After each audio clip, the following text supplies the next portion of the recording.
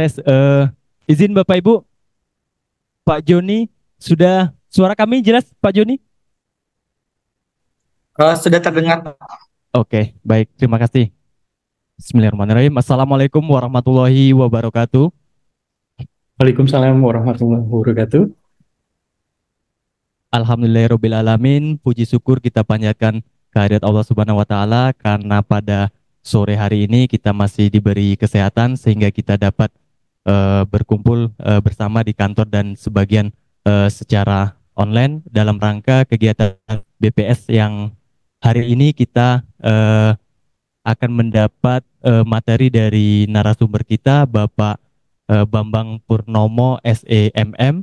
Eh, yang saya hormati Kepala BPJS Kesehatan Kantor Cabang Muara Bungo Ibu Aspurina. Yang saya hormati Bapak Ibu Kepala Kantor Kabupaten Kota, Bapak Ibu Kepala Bagian dan seluruh duta BPJS Kesehatan, dan tentunya yang kami sangat hormati pemateri kita, narasumber kita pada sore hari ini yaitu Bapak Bambang Purnomo SEMM. Baik, Bapak, sebelum kita mulai izinkan saya berpantun sedikit.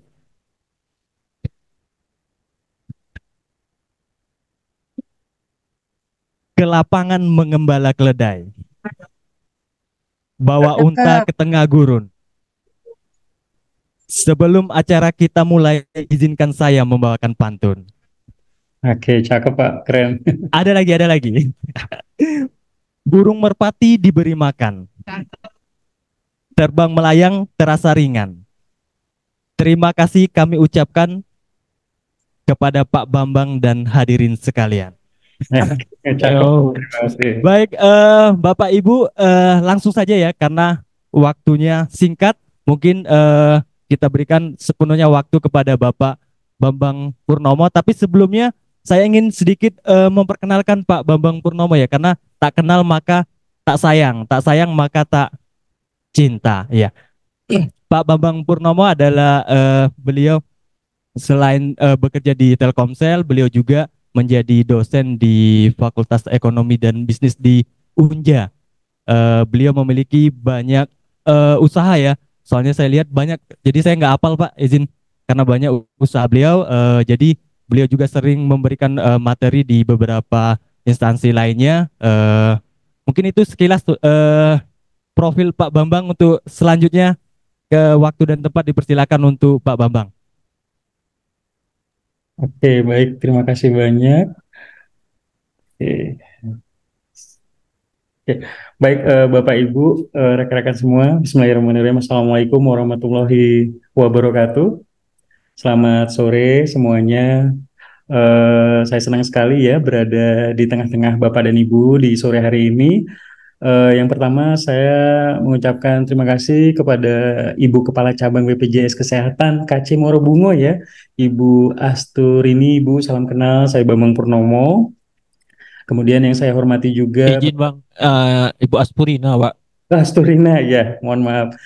Kemudian Ibu Asturina, mohon maaf. Kemudian Ibu Bapak, rekan-rekan semua, Kepala Bagian dan Bapak Ibu Kepala Kantor Kabupaten dan Kota, seluruh duta BPJS Kesehatan Kacimora Bungo ya. Sekali lagi saya mengucapkan terima kasih. Saya senang sekali Bambang Purnomo hari ini bisa hadir secara virtual, mungkin sedikit sharing dan membagikan ilmu yang mungkin sedikit saya miliki mengenai digital marketing kepada rekan-rekan semua yang hadir di tengah-tengah sore hari ini ya. Saya izin coba share screen.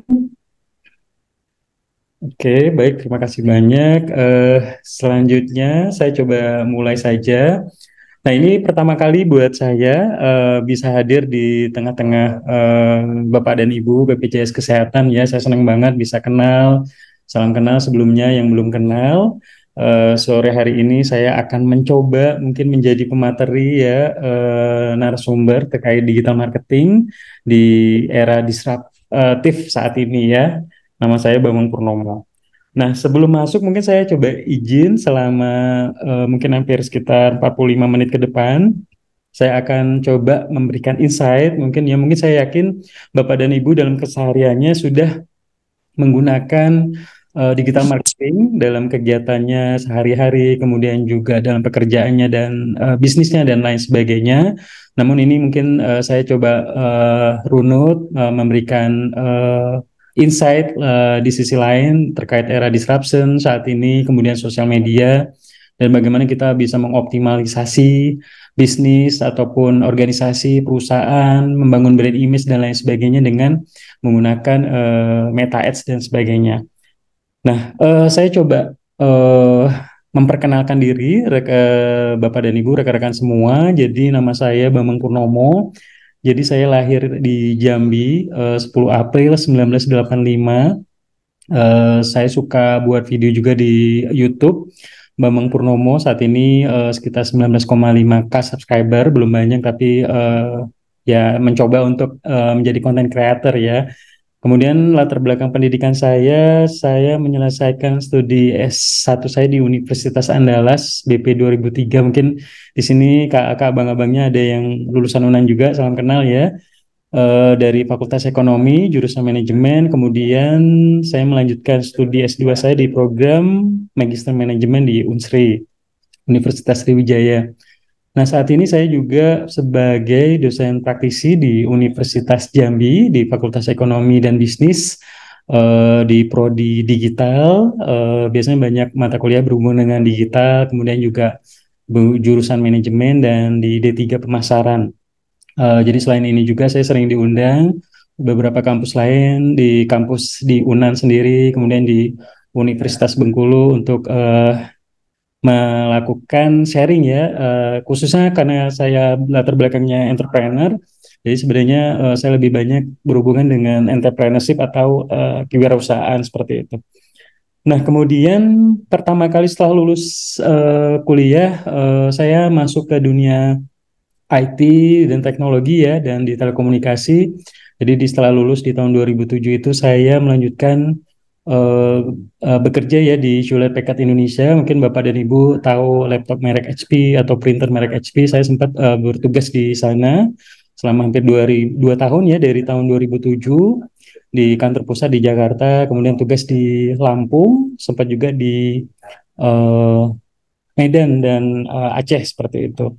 Kemudian untuk pengalaman di Telkomsel sendiri, di tahun 2009 saya coba shifting ke telco industri di Telkomsel di tahun 2009 di Palembang, kemudian sempat juga ditugas di Bengkulu ya. Di Bengkulu dari tahun 2012 sampai 2020, mulai dari Head of Youth of Community, Head of High Value Customer, kemudian di Direct Sales Operation di Jambi. Jadi hampir setelah 18 tahun merantau ya di Sumatera, di Jakarta, finally akhirnya juga balik ke Jambi di home base di asalnya ya di Jambi. Nah, saya sempat juga megang IndiHome. Jadi setelah perpindahan dari Telkom ke Telkomsel, sempat di IndiHome dan juga saat ini sebagai Head of Retention and Loyalty di branch Jambi. Nah, selanjutnya untuk pengalaman di bisnis, saya juga menjalankan beberapa bisnis yang saat ini jalan. Ada yang sudah collapse, ada yang masih eksis, alhamdulillah. Dan memang ini juga menjadi pelajaran buat saya. Mungkin ada sedikit beberapa yang mungkin Bapak Ibu pengen tanya nanti pengalaman saya running bisnis, mungkin persiapan untuk pensiun atau mempersiapkan selain di pekerjaan kita juga punya kesempatan untuk bisa mencari penghasilan lain. Mungkin nanti kalau mau sharing, saya akan dengan senang hati untuk membagikan pengalaman bisnis ya seperti itu. Nah, untuk hari ini kakak, abang-abang, bapak ibu semua, saya coba menjelaskan era disruption atau disruptive of innovation. Sebenarnya apa sih era digital, era disruptif yang mungkin bagi kita mungkin masih belum familiar, dan tentunya ini sangat bisa dikatakan sangat penting untuk kita di organisasi, di bisnis dan lain sebagainya untuk bisa mengikuti tren yang terjadi di dunia di era global saat ini.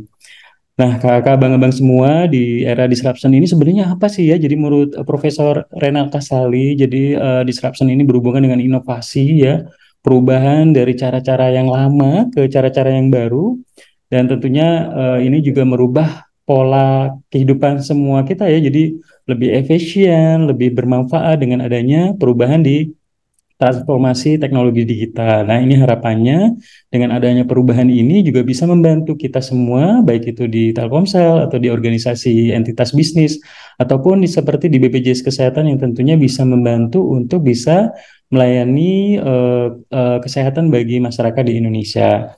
Nah, di di sini kita bisa melihat di slide ini bahwa ada perubahan di evolusi kamera ya, contohnya sederhana, misalnya dari teknologi yang masih analog ya, kemudian berubah menjadi teknologi digital ya, sekarang sudah berubah, orang sekarang sudah meninggalkan mulai DSLR atau mirrorless itu mulai ditinggalkan, banyak hanya menggunakan kamera handphone yang sudah sangat besar pixelnya dan hasilnya juga bisa sangat bagus, nggak kalah dengan kualitas menggunakan mirrorless dan DSLR ya. Bahkan bisa dikatakan ketika saya membuat video di YouTube, almost hampir sekitar 90% itu saya menggunakan kamera di iPhone karena menurut saya cukup bagus dan bisa saya edit dan langsung diposting, dan kualitasnya juga HD 1080 sehingga ketika kita ingin monetize untuk mendapatkan Google AdSense YouTube ya, itu juga bisa kita dapatkan seperti itu. Jadi kita bisa optimalkan handheld kita atau device kita untuk mencari sesuatu AdSense atau mencari uang di YouTube sendiri. Nah, kemudian juga dari komputer, kalau zaman dulu perubahan komputernya sangat, ini mungkin Bapak dan Ibu, rekan-rekan semua mengalami ya, perubahan komputer yang dulu pada saat mungkin saya masih SMA, itu komputernya sangat besar. Semakin ke sini kita ada iPad, laptop yang ringan gitu ya, dan lain sebagainya, yang tentunya ini sangat memudahkan kita untuk bisa beradaptasi dengan perubahan dan khususnya di teknologi sendiri. Nah, kemudian era disruption itu merubah segalanya ya. Contohnya sendiri Kodak ya. Kodak ini berubah menjadi digital kamera, blockbuster yang dulu bisa dikatakan menjadi favorit untuk nonton film misalnya ya, bioskop-bioskop. Sekarang orang nonton di rumah aja di Netflix. Kita bisa berlangganan ya, misalnya di Telkomsel itu dengan hanya berlangganan 50 ribuan something. Misalnya saya motong kartu halo saya 50 ribuan, saya bisa nonton di Smart TV di rumah, di iPad ataupun di handphone gitu ya, sehingga kita bisa nonton Korea, drama Korea misalnya di mana saja, dan ini sangat memudahkan kehidupan kita. Kita nggak harus ke bioskop misalnya seperti itu. Nah, kemudian perubahan misalnya Nokia ya menjadi smartphone ya menggunakan Android ataupun menggunakan Windows Phone. Jadi memang perubahan ini harus kita ikuti, karena ketika kita tidak bisa mengikuti era transformasi digital, tentunya kita bisa ditinggalkan oleh zaman seperti itu. Nah, ini contohnya misalnya Netflix ya. Netflix ini didirikan di Blockbuster itu didirikan tahun 85 ya, sekitar 38 tahun yang lalu. Kemudian perubahan terjadi pada tahun 2007, di mana 2007 ada muncul Netflix, dan Netflix ini adalah video on demand di mana kita bisa nonton film, nonton drama dan lain sebagainya sesuai dengan keinginan kita gitu ya. Jadi kita bisa milih drama romantis atau misalnya nonton film action dan lain sebagainya di Netflix, sesuai di aplikasi aja di smartphone kita. Dari mana aja, kapan aja kita bisa tentukan seperti itu. Nah, kemudian Netflix menjadi sesuatu yang besar, apalagi di zaman COVID kemarin, kita nggak bisa kemana-mana aja. Misalnya saya ngalamin di era COVID kemarin, kita work from home hampir 1,5 tahun di rumah, jadi selain kerja nggak bisa kemana-mana, kita hiburannya ya nonton Netflix seperti itu.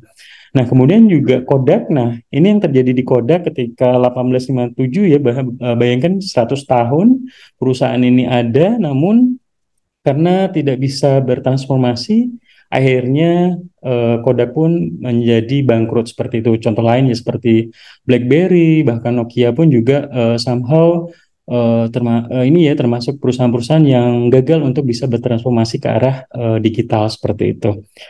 Nah, ini contohnya ya Nokia, kemudian BlackBerry, RIM ya, Kodak ya. Kodak nggak bertransformasi ke kamera digital sehingga membuat mereka bangkrut ya, seperti itu. Kemudian juga Airy Rooms ya, saya sempat juga cobain Airy Rooms waktu itu transit. Teknologi saya juga oke, cuman kayaknya mungkin kalah ya dengan banyak penyedia layanan hotel seperti Airbnb dan lain sebagainya sehingga mereka gagal bertransformasi dan akhirnya bangkrut. Nah, kemudian kalau di Indonesia ya kalau kita lihat beberapa organisasi atau perusahaan atau entitas bisnis yang melakukan disruptive innovation ya, contohnya kalau kita lihat, nah ini ya contohnya Gojek ya, kita lihat bahwa Gojek ini sangat memudahkan untuk kita bisa menggunakan layanannya ya dan murah ya. Kalau misalnya dulu kita ke ojek pangkalan di sebelah kiri kita, nah sekarang kita dengan aplikasi aja kita bisa mesen makanan lewat GoFood atau lewat Grab atau Maxim dan lain sebagainya yang tentunya merubah pola yang lama dari ojek pangkalan kita harus jalan dulu. Sekarang kita hanya dari rumah saja kita bisa pesan dan ini memang perubahan ini harus kita mau nggak mau harus kita ikuti. Nah, ada juga yang Halodoc, mungkin kakak, abang-abang, bapak, ibu di BPJS juga familiar. Nah, Halodoc juga salah satu startup yang tentunya bisa membantu juga masyarakat. Jadi mereka bisa konsultasi secara nggak langsung ke dokter lewat aplikasi gitu ya. Kemudian membeli obat juga lewat aplikasi di Halodoc, kemudian diantar lewat ojek online dan ini tentunya sangat membantu seperti pada saat nanti COVID waktu itu bisa berkonsultasi di Halodoc ini sendiri dan ini masih jalan hingga saat ini. Nah, Bapak dan Ibu, nah ini juga saya lihat bahwa perkembangan di BPJS Kesehatan melalui Mobile JKN juga sangat bagus sekali ya. Saya selalu mengikuti karena juga saya peserta dari BPJS Kesehatan juga sangat memudahkan. Saya juga punya cerita BPJS Kesehatan ini benar-benar sangat dibutuhkan oleh masyarakat. Waktu itu ada kakak ipar ya, kebetulan kena sakit kanker dan setiap bulan itu memang harus kemo dan dengan adanya BPJS itu benar-benar sangat dirasakan manfaatnya. Bayangkan kalau kita nggak ada BPJS harus membayar uang yang sangat besar dan itu tentunya sangat ini ya mengganggu stabilitas keuangan dan ini harapannya bisa terus menjadi bagian dari masyarakat Indonesia untuk menjamin kesehatan masyarakat seperti itu. Dan dengan adanya aplikasi Mobile JKN ini ya salah satu transformasi digital yang dilakukan oleh BPJS Kesehatan. Kemudian kakak abang semua untuk di bagian berikutnya saya akan coba menjelaskan terkait digital marketing ya nanti sambil jalan. Kalau seandainya rekan-rekan atau bapak dan ibu ada yang ingin bertanya, saya persilahkan. Nah, di digital marketing ini tentunya kalau saya pribadi sebagai seorang praktisi pelaku UMKM ya, ataupun juga sebagai di Telkomsel sendiri gitu ya, ini juga sangat dibutuhkan karena saat ini masyarakat sudah jarang sekali membaca koran ataupun nonton TV ya. Jadi bisa dikatakan orang dari anak kecil ya, teenagers, kemudian sampai Gen Y gitu ya, mereka sangat tech savvy dengan smartphone, sangat mengerti menggunakan handphone, baca berita dari TikTok, dari Detik ataupun dari Instagram, dari medsos ya, sehingga kita update ya seperti itu. Nah, bagaimana kita bisa mengoptimalisasi digital marketing ini untuk kepentingan bagaimana perusahaan, misalnya BPJS Kesehatan sendiri, untuk bisa mengedukasi masyarakat terkait pentingnya kepesertaan BPJS. Ayo dong kita daftar BPJS Kesehatan, misalnya menjelaskan fitur-fitur yang ada, paket-paket misalnya kelas A, kelas B, kelas C, kemudian bagaimana merubah Vaskes, mendaftarkan Vaskes, ataupun mengganti alamat dan sebagainya itu bisa kita gunakan digital marketing ini untuk mengedukasi masyarakat bisa lewat sosial media, menggunakan website, menggunakan YouTube dan lain sebagainya ya karena ini memang sangat sangat murah dan tentunya sangat berimpact. Bayangkan ya mungkin kalau dulu kita melakukan edukasi menggunakan radio, menggunakan televisi, menggunakan billboard ya yang bisa dikatakan cost-nya sangat besar. Nah, kami juga di Telco juga sama kita mengurangi untuk spending iklan di media yang TV ataupun di koran yang memang secara cost juga sangat besar sedangkan kita dituntut untuk bisa menekan cost dan efisiensi. Salah satu caranya adalah kita bertransformasi ke arah digital. Saat ini orang banyak yang menggunakan smartphone, menggunakan sosial media sehingga kita bisa menggunakan media-media tersebut untuk bisa mengedukasi ke masyarakat terhadap produk layanan yang kita jual atau kita ingin sampaikan ke audiens kita. Kemudian selanjutnya Kak Bang Bapak Ibu, kalau kita lihat di sini apa sih ke benefit ya antara digital marketing dan traditional marketing yang tadi saya jelaskan bahwa ketika kita konteksnya traditional marketing seperti iklan di TV, radio, talk show ya, itu juga kosnya sangat besar dibandingkan dengan media dan kita juga nggak bisa mengukur nih berapa impact hasil dari iklan yang kita pasang di media tersebut. Namun ketika kita konteksnya kita menggunakan Google misalnya ya, Google Advertising, Google ADS, ataupun menggunakan Meta Ads seperti Instagram Business, Facebook Fanpage, ataupun WA Business, kita bisa mengukur seberapa efektif iklan kita, berapa orang yang melihat, nge-views iklan kita, kemudian juga kita bisa tahu bahwa yang mengklik website yang kita iklankan di media sosial kita berapa itu kita bisa tahu, sehingga engagement dan views-nya kita bisa mengukur berapa efektivitas iklan yang kita gunakan dan kita pasang di media sosial tersebut. Jadi memang luar biasa terjadi transformasi dan beberapa media tradisional pun saat ini juga seperti saya juga banyak diskusi sama teman-teman lokal misalnya di Tribun Jambi dan lain sebagainya, mereka juga mulai transformasi karena orang iklan di media seperti koran itu juga sudah berkurang sehingga mereka bertransformasi juga ke digital seperti membuat website, media sosial lainnya seperti itu. Nah, Bapak dan Ibu, ini beberapa keunggulan digital marketing yang menurut saya sangat penting dan menjadi nilai plus untuk kita bisa kita maksimalkan sebagai entitas bisnis, entitas layanan, lembaga, organisasi yang bisa kita gunakan untuk bisa mengedukasi market dan lain sebagainya atau memberikan message, pesan, berita, iklan, jualan dan sebagainya. Misalnya yang pertama, yang pasti murah dan efektif ya. Kemudian interaktif, kita bisa interaktif ketika menggunakan media sosial misalnya ya, BPJS KC Bungo misalnya, seandainya memang nggak diperkenankan membuat Instagram lokal, misalnya kita bisa membuat yang misalnya KC Bungo aja, misalnya intinya kita bisa membuat yang localized sehingga bisa dikenal oleh masyarakat di daerah tersebut.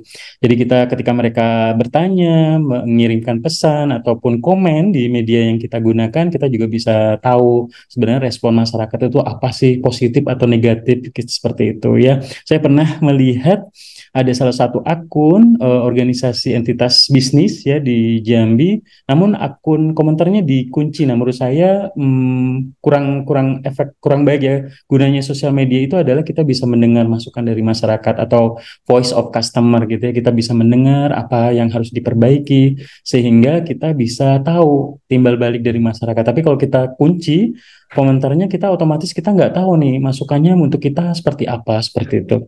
Kemudian juga targetnya, khalakiyaknya juga lebih spesifik, misalnya umur. Kita bisa tentukan di Meta Ads itu misalnya umur yang melihat iklan kita umur 20 sampai 50 tahun misalnya, atau target peserta BPJS calon ya misalnya umur 13 sampai 20 tahun kita pengen mengiklankan, itu juga kita bisa lakukan ya untuk Gen Z misalnya. Kemudian lebih terukur, kita bisa mengukur, bisa tahu berapa hasil measurementnya, karena kita ketika kita melakukan iklan kita pasti pengen tahu hasilnya seberapa efektif.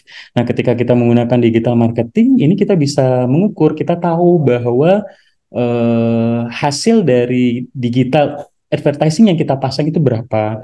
Kemudian juga tidak ada batasan geografis, misalnya ketika kita masang baliho atau billboard ya hanya terbatas di wilayah tersebut. Kalau ini enggak, kita misalnya Bapak dan Ibu di KC Bungo termasuk Merangin ataupun Sarulangun ataupun di Kerinci ya masih masuk wilayah KC Bungo misalnya.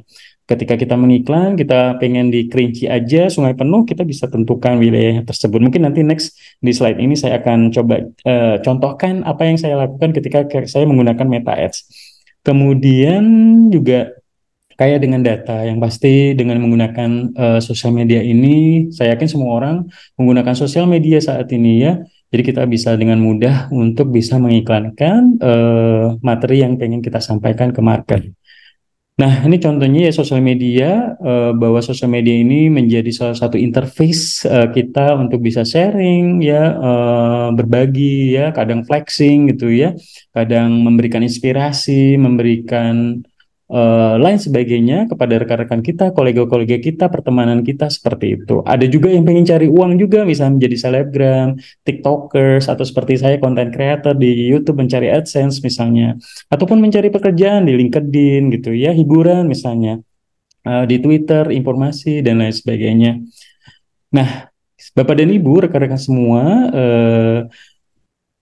di sini kita bisa melihat bahwa jumlah pengguna internet dan sosial media dari data Hotsuite, We Are Social, bahwa saat ini di jumlah penduduk di Indonesia itu mencapai 276,4 juta, di mana yang menggunakan seluler mobile ya, pengguna Telkomsel dan beberapa operator yang lain itu di angka 353 juta. Ini termasuk perangkat-perangkat yang Internet of Things ya, misalnya untuk pelacak mobil misalnya ya, mobile tracking misalnya dan lain sebagainya. Jadi banyak banget, termasuk edisi perbankan ya. Jadi banyak banget yang menggunakan layanan mobile seluler.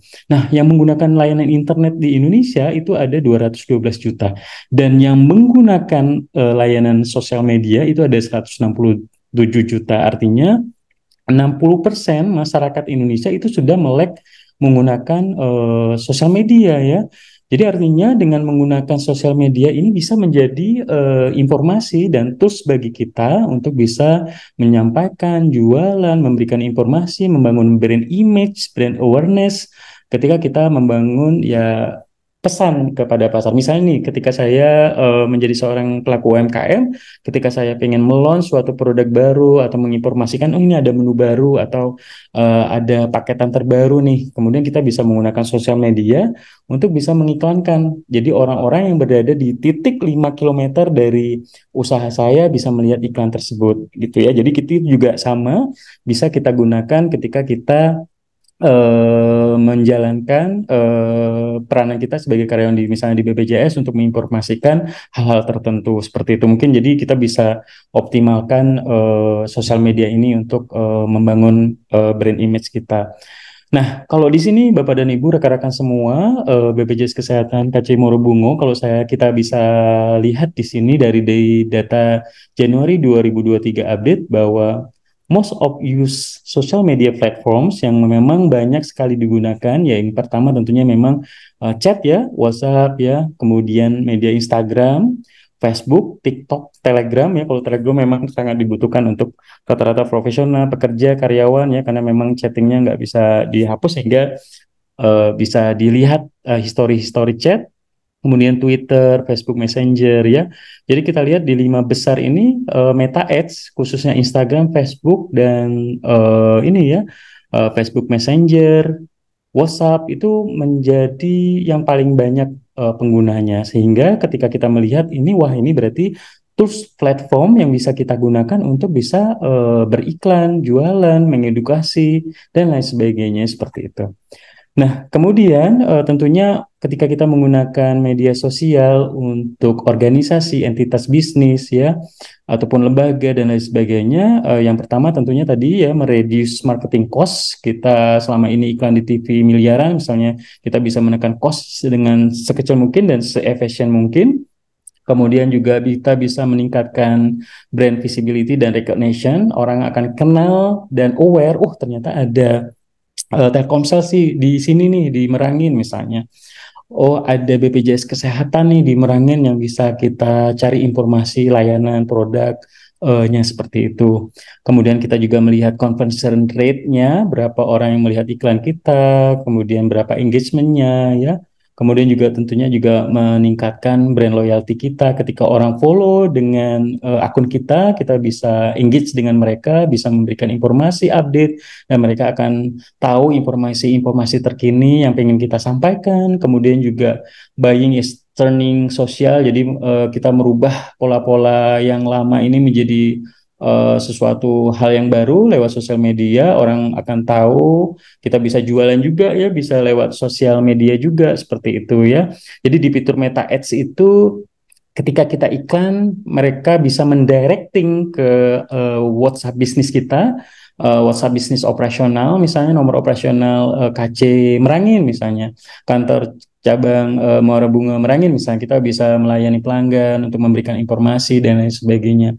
Kemudian juga higher search engine ranking ya, kita bisa membantu juga. Jadi algoritma search engine optimization atau CEO di digital marketing itu ketika kita membuat tagar sebanyak-banyaknya di sosial media, misalnya di Instagram ataupun di Facebook fanpage, di TikTok dan lain sebagainya.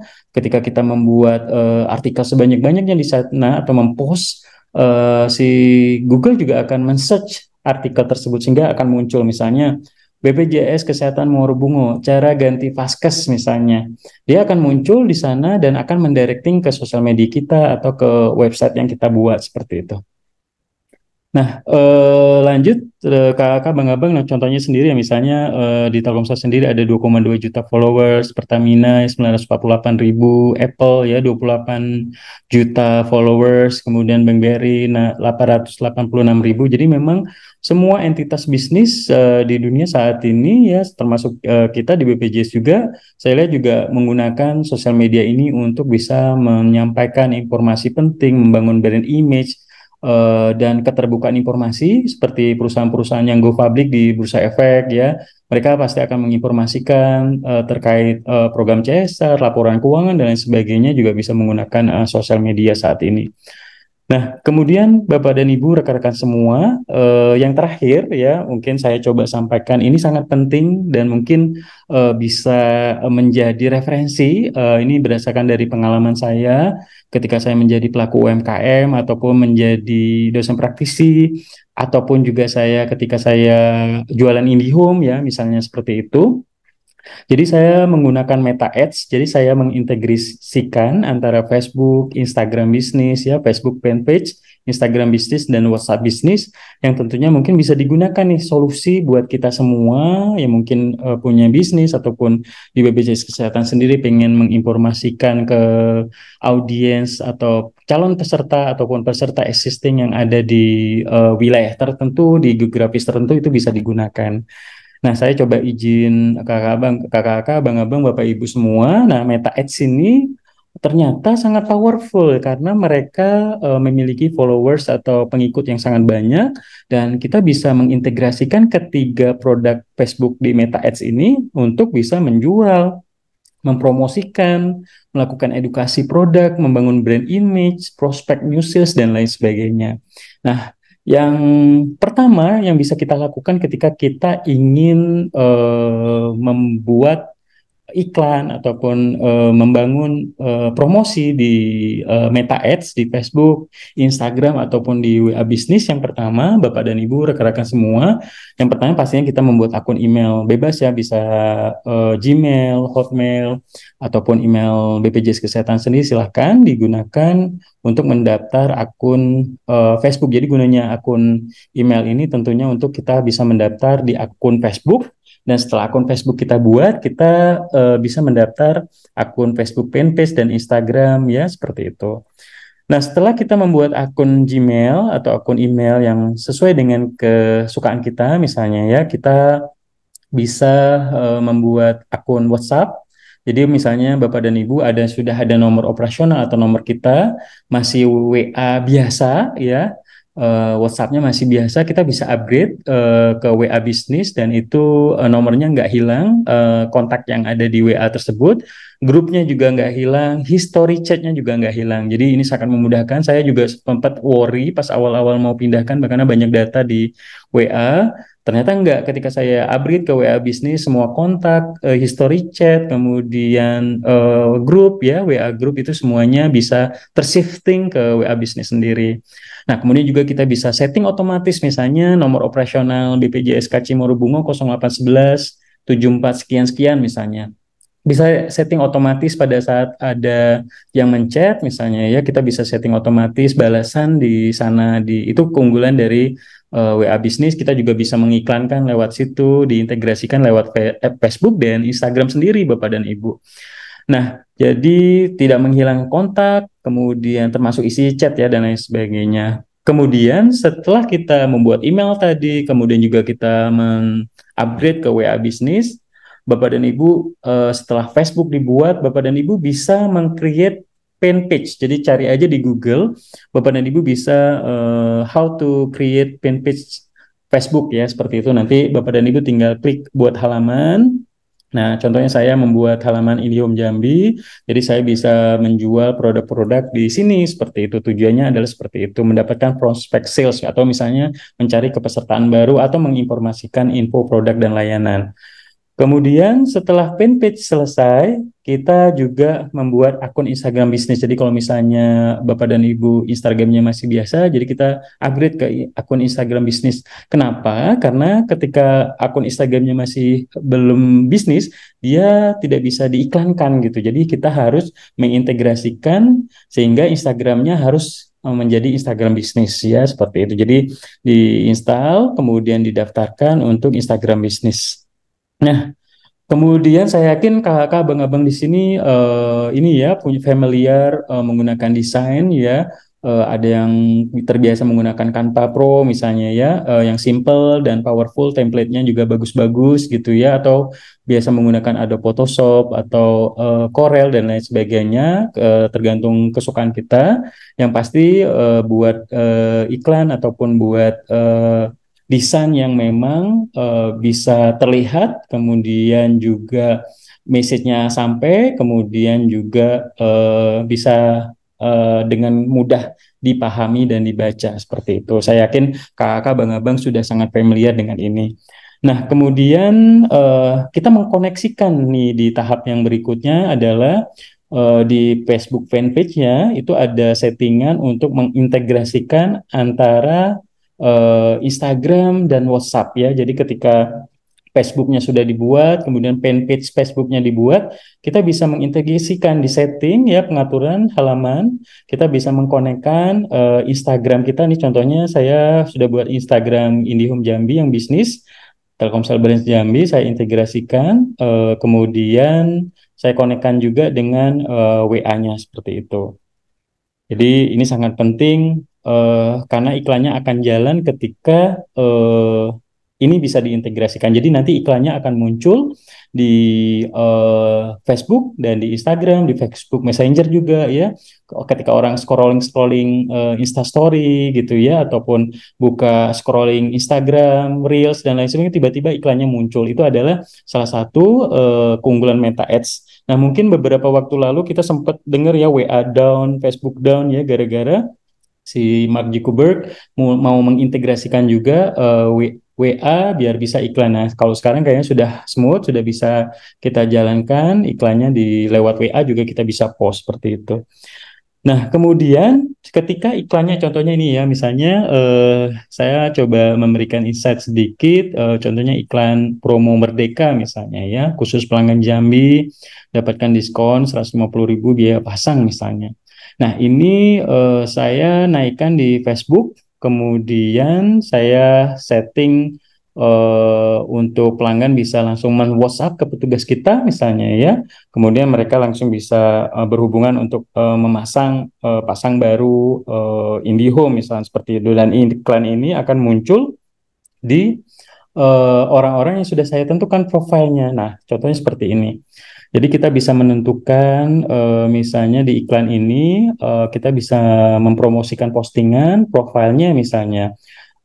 Kita bisa orang-orang yang berada di geografis misalnya berada di Kabupaten Kaceh Bungo misalnya, di Muaro Bungo, di Kerinci Merangin ataupun di Sungai Penuh misalnya ya, hanya muncul di sana. Itu bisa kita setting sehingga lebih spesifik sesuai dengan wilayah kerja kita. Misalnya iklan IndiHome Jambi ini saya setting di wilayah Provinsi Jambi aja, sehingga yang berada di Sumsel itu nggak melihat karena beda branch, beda wilayah kerja seperti itu ya. Nanti kalau misalnya ada yang mau masang di sana, nanti kita berikan ke wilayah Sumsel. Tapi biar lebih efektif, kita sesuai dengan fungsinya, kita milih marketnya atau geografisnya adalah pengguna Facebook atau Instagram yang berada di wilayah misalnya Provinsi Jambi seperti itu ya. Kemudian kita lihat reviewnya, iklannya sudah sesuai belum, kontennya ya. Gunakan konten yang saya yakin Bapak dan Ibu paling jago membuat konten atau caption yang memang menarik dan provokatif sehingga mereka aware, oh ada promo baru nih, bagus nih, misalnya seperti itu. Kemudian Nah, ini contohnya kita bisa mengedit pemirsa, misalnya audiens kita yang pengen kita profiling atau pengen kita pasarkan atau pengen kita informasikan itu di range umur 15 sama 50 tahun contohnya ya untuk produk IndiHome karena mungkin yang di umur 50-60 tahun mereka sudah nggak begitu aware lagi dengan WiFi atau kurang begitu srek misalnya ya. Jadi saya pilih yang umur 15 sampai 50 tahun. Kemudian di Kota Jambi misalnya ya, kemudian kita bisa menentukan budget biaya iklannya seperti itu ya. Jadi kita bisa menentukan di sini ya, misalnya setiap bulan itu anggaran budget untuk iklan 2 juta. Jadi kita bisa mengatur setiap minggunya berapa biayanya, per harinya berapa, audiensi yang estimate yang akan di views itu berapa itu bisa bisa kita tentukan lewat iklan digital di Meta Ads ini. Nah, kemudian Bapak dan Ibu, kemudian ketika sudah di-submit, nah muncul di sini ada notifikasi iklan kita akan aktif dan kita bisa melihat misalnya perjalanan waktu, besok kita lihat, oh ternyata yang sudah melihat iklan kita sudah ada 500 orang nih, misalnya seperti itu, yang mengklik informasi di Instagram ataupun ke arah ke landing page kita, misalnya ke website kita, ada berapa itu bisa kelihatan. Jadi memang sangat efektif dan tentunya juga murah ya seperti itu dibandingkan kita menggunakan media tradisional marketing seperti itu. Nah, tipsnya yang mungkin dari saya, mungkin ini saya pikir Bapak dan Ibu lebih mengerti dan ini mungkin tips sederhana dari saya, mungkin pengalaman sedikit menggunakan digital marketing. Yang pertama, tentunya Bapak dan Ibu menggunakan bahasa caption yang singkat dan menarik ya. Kemudian juga desainnya juga yang menarik ya, yang eye catching, apalagi anak-anak Gen Z sekarang ya, milenial sekarang sukanya yang visualnya yang menarik, yang nggak so old banget ya, so old yesterday banget. Jadi desainnya yang ikonik, mudah, menarik. Bahkan kalau misalnya kita bisa menggunakan visual video itu lebih bagus juga.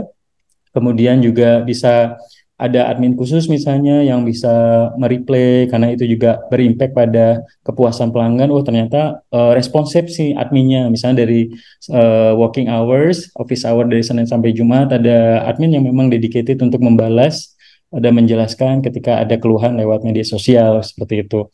Kemudian juga membuat template reply chat, sapaan kepada pelanggan ya, dan tentunya juga kalau di kami karena kami adalah perusahaan yang profit oriented ya, BUMN yang fokus untuk mencari laba sebesar-besarnya, kita terus fokus gimana caranya untuk memperlakukan pelanggan dengan baik seperti Raja sehingga mereka merasa dihargai dan ketika kita bisa membalas chat dengan baik mereka akan nyaman dan mereka tentunya bisa jualan yang kita berikan ke mereka, jasa yang kita berikan ke mereka diterima dengan baik. Oke, Bapak dan Ibu, itu mungkin ya materi yang saya coba tadi sampaikan. Tadi ada beberapa materi, tadi mulai dari disruption, kemudian disruption innovation, social media, digital marketing, ya, kemudian bagaimana menggunakan Meta Ads yang mungkin sedikit saya ketahui. Nah, mungkin buat Bapak dan Ibu yang di sini pengen bertanya apapun, mungkin yang bisa saya bagikan, saya akan dengan senang sekali akan coba menjawab. Silakan, mungkin Bapak dan Ibu atau ke moderator saya kembalikan jika ada yang mau bertanya ya. Oke, baik, terima kasih Bapak atas materinya. Mungkin langsung saja kami persilakan Ibu yang ingin bertanya atau Bapak. Tidak. Oh iya, Terima kasih Pak. Nama saya Wildy. Ya, ini Pak. Oke, Pak Wildy, ya sama. Pak, penasaran juga Meta Ads itu berbayar atau enggak ya? Soalnya kadang apakah baru lebih efektif mana sih Meta Ads itu dibanding misalnya kan kita kalau di kita untuk menyebarkan informasi melalui media sosial itu kan kalau sekarang itu kadang atau di dunia perkantoran itu kita share berita baik via WA, Ya. share ke grup keluarga atau via IG kemana itu efektif mana itu dibandingkan itu kok kadang efektif juga nih dari mulut ke mulut misalnya gitu kan dari grup ke grup dibanding Meta Ads ini itu aja sih. Makasih Pak Bambang Purnomo. Baik, terima kasih. Pertanyaannya bagus banget ya Pak. Saya senang banget. Jadi di digital marketing itu sendiri ini yang saya ajar ke mahasiswa di Unja di Prodi Digital. Jadi ada dua, Pak. Jadi ada organik dan anorganik. Nah, organik sendiri ini adalah kita membuat Instagram misalnya KC Bungo misalnya. Kemudian kita memposting di sana tanpa memposting atau mempromosikan tertentu. Nah, itu adalah salah satu iklan organik atau promosi organik tanpa iklan yang berbayar istilahnya gitu ya. Jadi kita post, kita buat konten, kita posting misalnya ya di Instagramnya KC Bungo dan itu diketahui oleh orang-orang yang follow aja gitu ya. Itu adalah organik. Nah, yang anorganik sendiri adalah itu iklannya kita buat dan kita ciptakan agar orang-orang itu tahu dan mengetahui. Jadi misalnya kita membuat iklan lewat Meta Ads, kemudian orang-orang yang berada di 5 kilometer dari kantor KC Morebungo, mereka tiba-tiba akan muncul pada saat scrolling Instagram, Reels ataupun Facebook ya muncul iklan BPJS Morebungo ya. Itu adalah anorganik kita membuat iklan yang berbayar ya. Nah, apakah menggunakan Meta Ads bayar tentu ya. Jadi memang berbayar. Makanya tadi saya coba jelaskan yang paling murah sepengetahuan saya ketika saya mengiklankan itu per hari itu di angka 20.000 ya. Jadi semakin besar angka anggaran yang kita masukkan, kalau saya menggunakan kartu kredit, jadi motong kartu kredit saya setiap bulan. Nah, kalau misalnya kita nggak pakai kartu kredit, kita mau transfer, masukin saldo ke Facebook, ke Meta Ads-nya itu juga bisa. Jadi kenapa saya menggunakan Meta Ads? Karena saya saat ini followers IndiHome Jambi itu di angka 5.500 something. Kemudian di Telkomsel Jambi itu saya punya followers sekitar 2.500 sampai 3.000. Nah, kalau saya hanya mengandalkan itu aja kurang efektif gitu. Nah, saya pengen orang-orang di luar itu bisa melihat juga iklan kita gitu ya. Jadi saya menggunakan anorganik tadi, menggunakan Meta Ads, menggunakan Instagram, menggunakan WhatsApp Business dan menggunakan Facebook. Jadi orang yang menggunakan Facebook dan Instagram itu pada saat saya menentukan tadi misalnya 17 kilometer dari kota Jambi yang melihat iklan saya, dia akan melihat muncul otomatis ya pada saat. Jadi mungkin Bapak dan Ibu pernah melihat pada saat scrolling Instagram sponsor gitu ya iklannya itu adalah Meta Ads yang kita gunakan dan itu berbayar seperti itu. Nah, kalau ditanya efektif atau tidak, kalau sepengetahuan saya kalau kita ingin membangun brand awareness, pengen jualan prospect sales, contohnya ini kita jualan Indio misalnya, jualan Telkomsel Orbit misalnya, itu cukup efektif karena saat ini orang ya itu mencari informasi itu dari internet ya, nggak lagi dari membagikan brosur di simpang-simpang jalan atau misalnya door to door itu mungkin tetap bisa dilakukan, tapi efektivitasnya orang sambil nunggu sambil scrolling Instagram gitu ya, tiba-tiba muncul iklan itu lebih lebih efektif. Jadi tergantung promosi yang pengen Bapak gunakan. Kalau sekiranya Bapak pengen mendapatkan audiens kepesertaan baru dan memang di daerah tersebut masih banyak yang belum menjadi peserta BPJS dan pengen dan ada anggaran yang bisa digunakan, saya nggak ada salahnya kita bisa menggunakan Meta Ads untuk memudahkan kita untuk mempromosikan pesan yang pengen kita berikan ke calon peserta BPJS misalnya seperti itu. Kurang lebih demikian Pak, mungkin bisa sedikit menjawab ya. Silakan mungkin Bapak dan Ibu moderator ada yang lain Baik, boleh. selanjutnya mungkin ada dari kabupaten kota yang ada di Zoom, kami persilakan.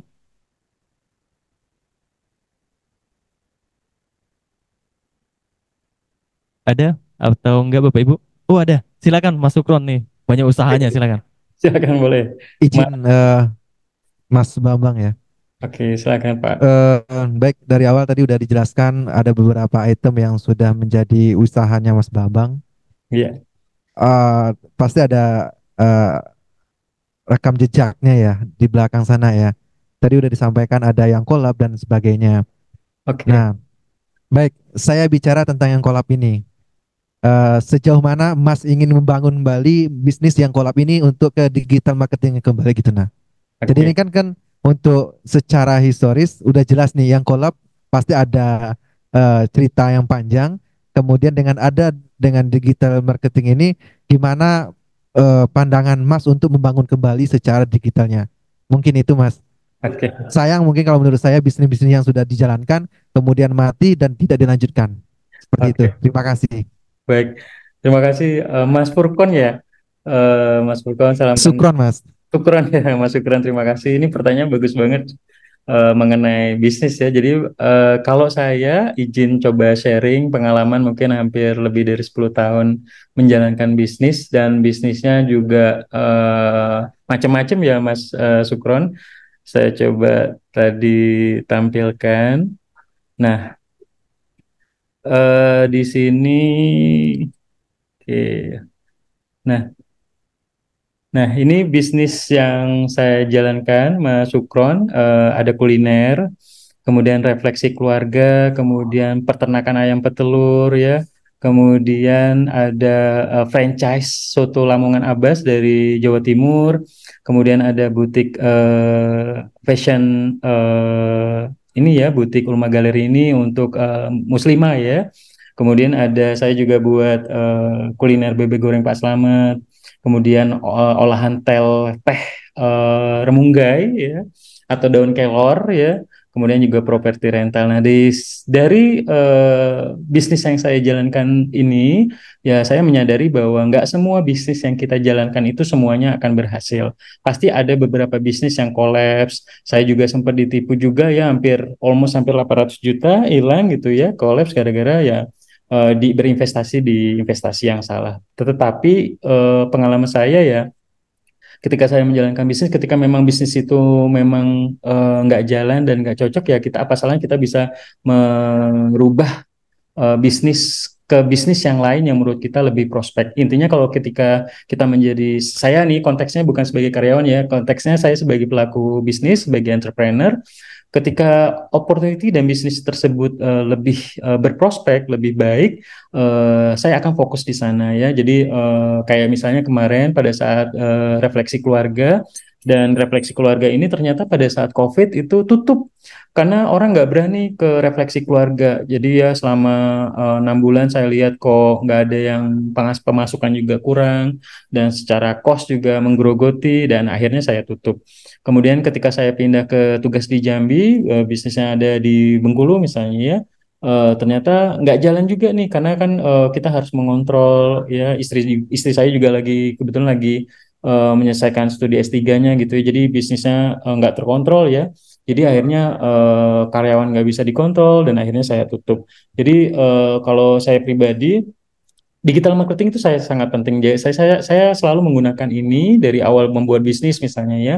Saya membuat blognya ya. Kalau misalnya kita bisa menggunakan website yang berbayar lebih bagus lagi hosting misalnya. Kita membuat media sosial karena orang akan mencari. Jadi saya mempelajari algoritmanya Google misalnya search engine optimization. Ketika misalnya kuliner di Bengkulu misalnya, nanti muncul tuh resto yang kita buat kontennya seperti itu. Jadi selain medsos, kita juga menggunakan search engine optimization juga tentunya memudahkan. Contoh sederhananya misalnya ya, saya menginformasi rumah kontrakan gitu ya, rumah bedengan, rumah yang saya misalnya ada yang kosong tuh, saya menggunakan Facebook Marketplace, forum jual beli misalnya info rumah kontrakan dan sebagainya. Jadi saya tanpa harus menggunakan biaya yang besar, saya bisa mempromosikan bisnis tersebut. Kemudian kesalahan juga saya dan istri di butik Ulma Galeri mungkin saya improve ke depannya kalau membuat butik lagi buat butik muslimah adalah waktu itu kita membuat butik masih konvensional, kita menjual di ruko ya. Kemudian semakin ke sini ya orang suka belanja online seperti itu. Nah akhirnya nggak banyak lagi pembeli, akhirnya kita tutup. Jadi bisa dikatakan pengalaman saya ini ya menjadi bahwa bisnis itu nggak semudah cocoknya motivator istilahnya Mas. Jadi nggak semudah motivator, wah bisnis itu ini. Kalau pengalaman saya pasti once kita membangun bisnis pasti ada aja yang akan jatuh, akan rugi, akan kolaps. Tapi saya selalu berkomitmen, saya selalu berfokus gimana caranya saya terus berusaha untuk menjalankan bisnis sehingga bisnis saya tetap jalan dan karyawan yang saya saat ini saya punya 30-an karyawan. Nah, saya pengen karyawan saya ini tetap bisa makan, saya bisa memberikan gaji ke mereka, tentunya dengan cara ya harus berpikir kreatif, membuat bisnis yang kuat sehingga karyawan juga loyal, dapat gaji yang bagus, misalnya ya setiap 2 tahun, 3 tahun sekali saya berikan apresiasi, di 10 tahun mengabdi saya berikan apresiasi umroh dan lain sebagainya,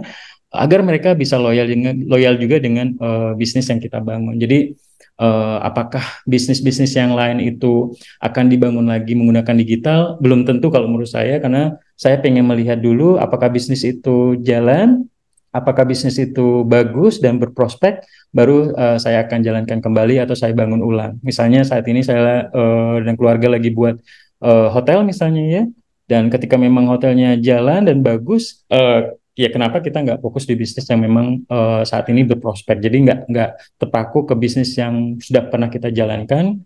Kayak misalnya peternakan ayam, saya nggak jalan.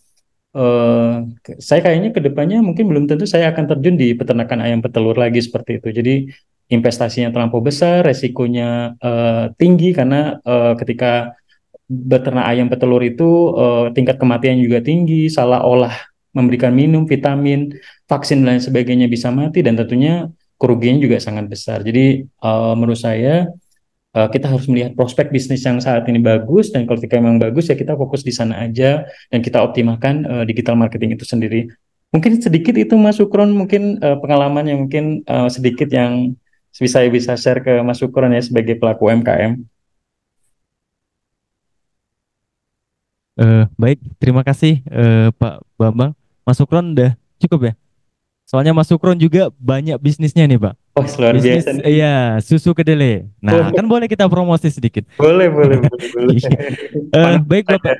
Iya. Iya, cukup Mbak Endang. Satu pertanyaan. Oh, Mbak Endang mau bertanya? Ya, kami persilakan Mbak Endang. Oke, silakan. Izin Mas Bambang, sedikit mau bertanya nih. Di sini kan Mas Bambang banyak sekali ya bisnisnya yang dihandle ya. Nah, itu bagaimana sih cara mau manage waktunya antara mengatur bisnis, terus menjalankan sebagai pegawai di Telkomsel dan sebagai dosen praktisi seperti itu. Cukup itu sih yang ingin saya tanyakan. Terima kasih, Mas Bambang. Baik, terima kasih Ibu. Salam kenal. Pertanyaannya bagus banget ya. Ini pertanyaan yang paling sering ditanya ketika saya ngasih materi mengenai entrepreneurship. Pak, gimana bagi waktunya gitu ya. Jadi intinya kalau saya pribadi, saya bagi tugas dengan PIC atau manajer atau yang kita percayain di usaha yang kita jalankan. Kemudian saya sama istri bagi tugas, misalnya istri saya bagian keuangan yang berhubungan dengan keuangan, dengan bagian pemasaran, kemudian bagian ini ya, bagian rekrut karyawan, pembinaan karyawan, pengembangan bisnis dan lain sebagainya itu saya. Jadi memang harus bisa saling support dan saling membagi waktu, dan untungnya saya punya istri yang bisa membantu untuk mengontrol itu semua, karena kalau saya jalan sendiri saya pikir agak sulit. Jadi saya saling melengkapi.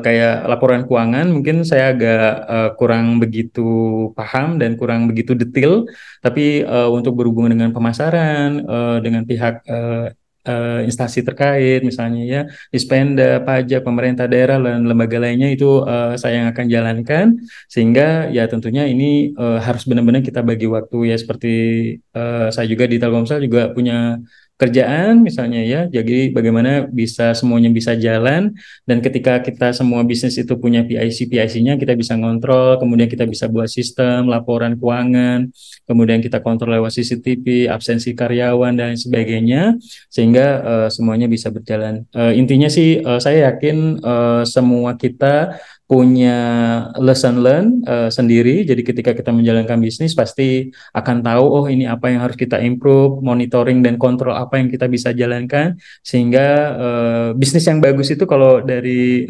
motivator yang hebat bilangnya ya gini ya, bisnis yang jalan, si ownernya bisa jalan-jalan, artinya saya bisa sambil sebagai karyawan misalnya ya, saya juga bisa sambil punya entitas bisnis ya. Who knows ya, kita nggak tahu apapun yang akan terjadi nanti.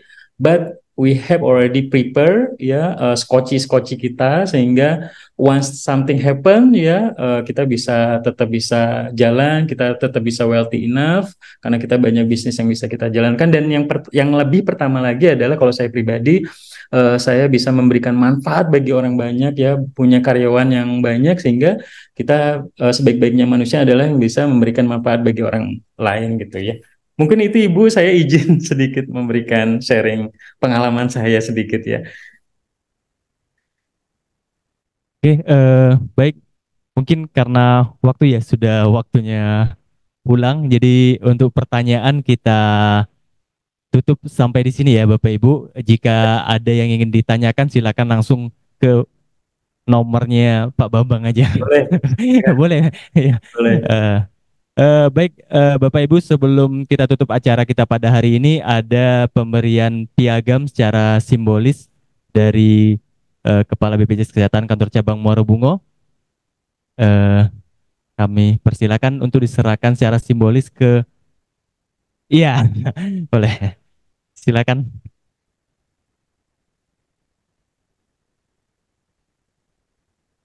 Iya, biar kelihatan ya.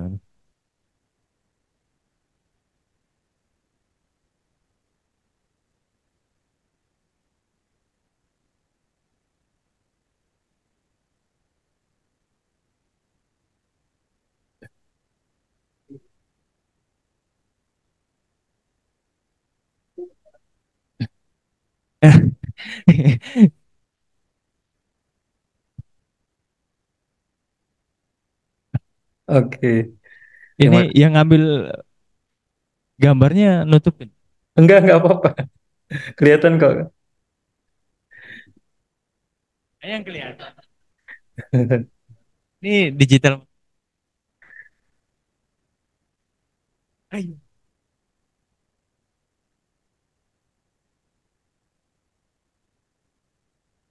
Ya, baik, penyerahan secara simbolis dari Kepala BPJS Kesehatan Kantor Cabang Muaro Bungo berupa piagam penghargaan kepada Bapak Bambang Purnomo sebagai pemateri kita pada hari ini.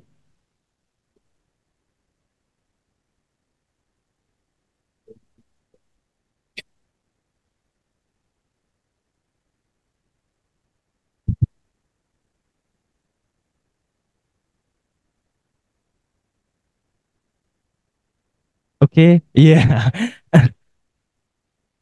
Oke, kita beri tepuk tangan dulu untuk pemateri kita pada hari ini, Bapak Bambang Purnomo. Kami mengucapkan terima kasih yang sebesar-besarnya tentunya kepada narasumber kita yang telah memberikan materi kita pada hari ini. Mudah-mudahan apa yang beliau sampaikan khususnya untuk Bapak Ibu yang memiliki usaha ya di luar bisa diterapkan ya, bisa meniru jejaknya dari Bapak Bambang Purnomo. Sekali lagi kami mengucapkan terima kasih. Sebelum ditutup karena dimulai dengan pantun, kita tutup pakai pantun lagi. Dari Irian banyak cendrawasih. Roti mengembang diberi ragi. Cakep. Cukup sekian dan terima kasih. Semoga Pak Bambang mau diundang lagi. Amin. Baik Bapak Ibu, terima kasih atas waktunya. Mohon maaf apabila ada hal-hal yang kurang berkenan. Sekali lagi terima kasih kepada Bapak Bambang Purnomo. Kami tutup acara pada hari ini. Kami akhiri. Wassalamualaikum warahmatullahi wabarakatuh. Waalaikumsalam warahmatullahi wabarakatuh. Terima kasih semua.